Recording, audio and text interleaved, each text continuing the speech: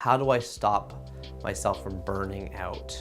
How do I stop burning out? How do I prevent myself from burning out? What do I do after I've been burning out? You know, burnout, let's somebody just define burnout for a second. Burnout is where you have gone too fast, too long, that you now are incapable of doing anything because you're so tired, stressed, you look like a broken version of yourself. You got bags under your eyes, you have no contact with your friends or families, you've been grinding around the clock all day. And you know who's a good person to tell you about burnout? Me, because I do this to myself all the time. So I've come up with a system to help myself prevent it or get out of it.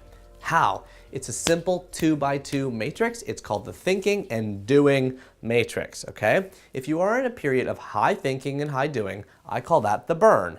You are thinking a lot, you are doing a lot, you are burning.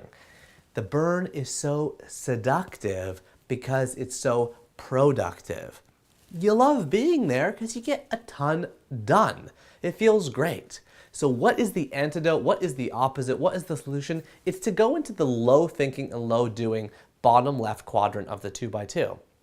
I'm not talking about going on a beach vacation where you don't think you're doing anything, but you really are texting or you're thinking about work. That makes no sense. That's still work. It's the nothing, no thinking and no doing, or just doing and no thinking. How do you get there? You engage deeply in a strenuous physical activity. That is the number one solution I have, a strenuous physical activity. Do you think I like going to the gym? No, I hate it. Do you think I go to the gym every 48 hours, pretty much like clockwork? Yes, I do. And I lift heavier weights every single time I go, and I try really hard, and I sweat a lot, and I feel like terrible. But for the next 48 hours, I no longer feel anxiety or stress. It really doesn't manifest itself in my stomach like it normally would if I wasn't going to the gym. That's why on Mondays, it's really important for me to go to the gym because I haven't gone all weekend. I go to the gym 12 hours before every single speech I give. It takes away my nervous energy. You need to do something strenuous that's purely physical where your brain cannot be thinking about work because it's so engaged in the physical strenuous nature of it.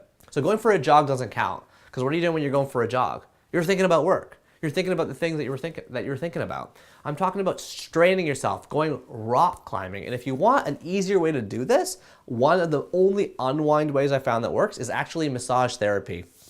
No, it's not indulgent to get massage therapy, and I know it's not physically strenuous, but you are having someone using their hands to like squeeze all the muscles of your body, and it does the same sort of release that I'm talking about without you having to like actually do like a 250-pound deadlift.